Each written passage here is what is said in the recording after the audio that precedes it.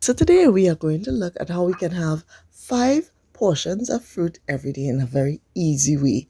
I remember when I was younger, there was this campaign where they were encouraging persons to eat 5 portions of fruit. But tell me, how many portions of fruit do you have every day? I'm going to make some fruit kebabs. I'm either using toothpicks or these kebab sticks. I start off with my pear. I'm using red pears. But of course, you can use any type of fruit that you like. You'd see that I have a variety of fruits there. So I cut up my pears. You're going to try to cut them in cube form. You just want to have them in such a way that they can easily fit on these kebab sticks. So here I have my pears.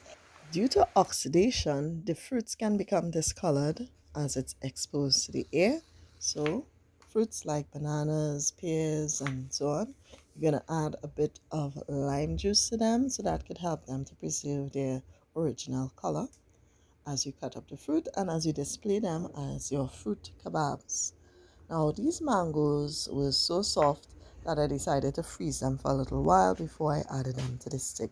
So I'm just going to put them in a glass bowl, separate them, of course, because you don't want them to stick together. So you separate them. They were a little tricky because, of course, they were so ripe. You could also use the starch mangoes, which I think I'll use in some of the sticks. And that's how we make our delicious fruit kebabs. So here we have our fruits. Our mangoes have been frozen.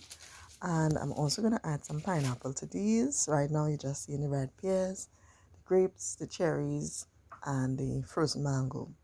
As I add the frozen mango, you'd see that it was a little tricky. So we'll try some with the starch mangoes as well.